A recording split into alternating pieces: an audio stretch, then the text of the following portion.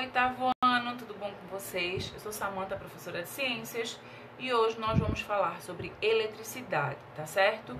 Esse assunto está entre a página 18 e 23 do livro de vocês. A gente vai falar um pouquinho, mas a gente já viu alguma coisa antes, então hoje é mais uma continuidade. Continuidade não desse capítulo, mas a gente já viu um pouquinho antes, né? Então vamos falar um pouco sobre eletricidade, né? Quantos dispositivos eletrônicos você já usou hoje?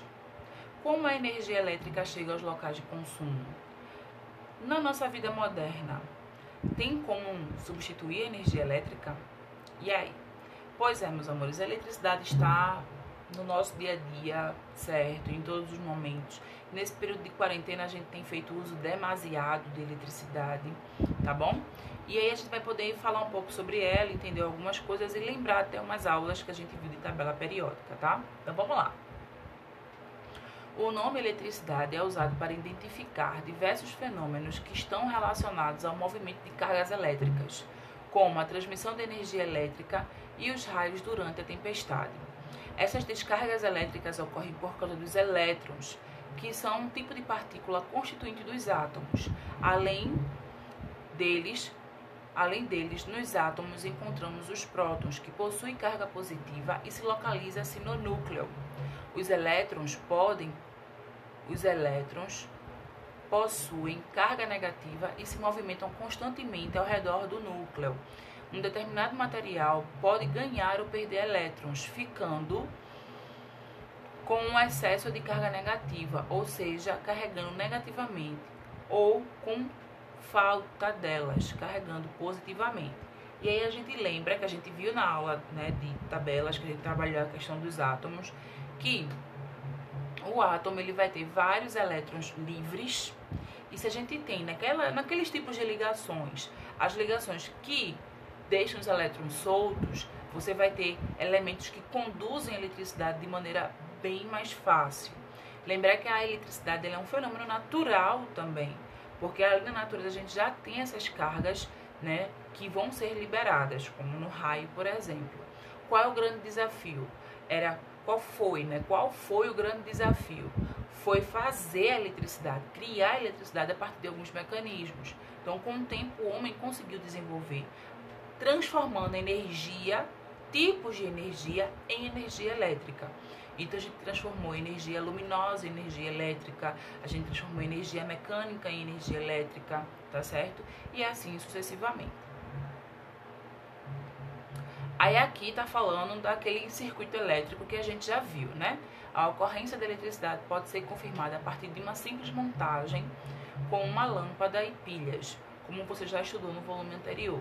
Lembre-se dela observando a imagem a seguir. A gente já lembrou que eu até expliquei para vocês cada etapa do circuito elétrico, né?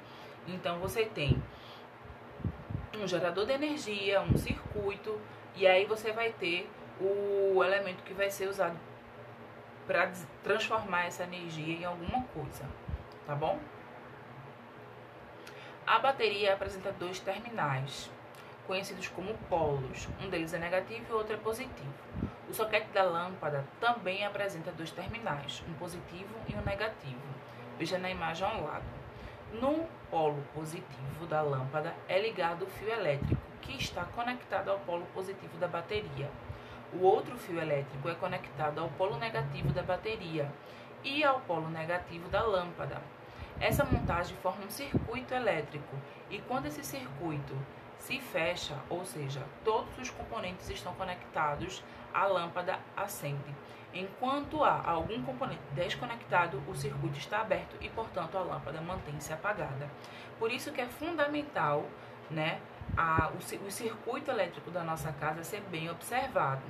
Porque às vezes a gente tem um problema na elétrica e não é uma coisa tão grande, às vezes é só um fio que está solto. E aí, se eu deixo o sistema aberto, a transmissão não vai acontecer com eficiência. Dentro da elétrica, né, da engenharia elétrica, se estuda muito como fazer o transporte de maneira mais segura, como fazer o transporte de maneira mais econômica, como fazer o transporte de maneira mais viável.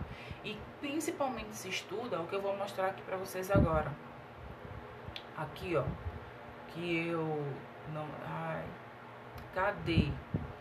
que eu vou adiantar, depois eu volto, que são os circuitos em série e paralelos, tá?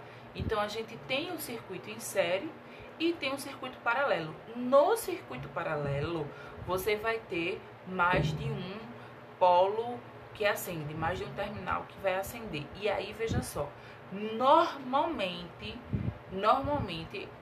os sistemas elétricos, eles são feitos dessa maneira, em paralelo. Só que não tão simples como está aí na imagem, né? É várias nuances, é vários terminais, vários pontos de geração de energia, vários pontos de acender energia. Então, para vocês que estão terminando o 8º ano e vai iniciar o 9º, eu já dou a dica de você começar a pensar que curso técnico você quer desenvolver, porque o curso de eletromecânica, por exemplo, ensina a você desenvolver circuitos paralelos bem complexos, beleza? Agora sim eu vou voltar. Cadê? Como a energia elétrica se transporta? Ela é transportada a partir dos condutores elétricos, tá? E aí a gente tem vários elementos na natureza que vão auxiliar esses condutores, que vai facilitar esse processo de condução elétrica, principalmente os metais, que a gente já sabe por quê. Porque os metais, eles apresentam na sua estrutura elétrons livres. E a gente também tem os isolantes elétricos, que são os materiais que dificultam o transporte elétrico, como borracha, madeira e vidro, né, que não são bons condutores, né, e eles conduzem tão mal a eletricidade que eles ganham o nome de isolante elétrico. Eles meio que impedem o processo, né, de ser transferido. Claro que não é 100%, viu? Não é 100%. Aí aqui nessa imagem tá mostrando, né, um cara usando os EPIs. Aí tem aqui: devido ao grande risco de choques elétricos, os profissionais que trabalham em redes elétricas usam diversos EPIs, que são os equipamentos de proteção individual, feitos com materiais isolantes, de modo que, caso haja uma descarga elétrica, a eletricidade não seja conduzida para seu corpo. São esses equipamentos que garantem a segurança dos profissionais. Então, é muita borracha que é usado nessa construção dos EPIs. Aí aqui, vamos lá. Ele está falando sobre tensão, tá? Eu vou ler tudinho que a gente comenta. Usando o nosso circuito como exemplo, quando ligamos um gerador de energia a algum equipamento elétrico, o circuito é montado de forma que o gerador fornece energia para o equipamento. Nesse processo, os elétrons se movimentam ao longo do circuito, gerando corrente elétrica.